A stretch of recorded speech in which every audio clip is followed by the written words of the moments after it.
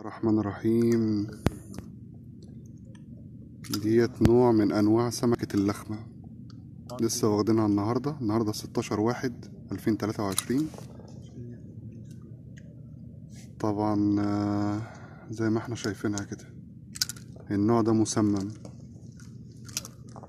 هي نفس الشكل بتاع سمكة المحرات بالظبط، بس واخدة نقط على جسمها. النوع ده خطر جدا ومسمم، ما بيتاكلش يعني. بس شكلها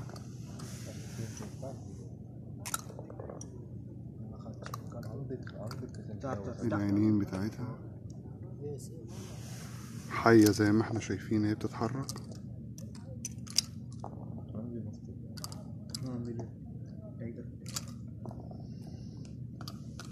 انا حبيت اوريها لكم بس كده علشان محدش.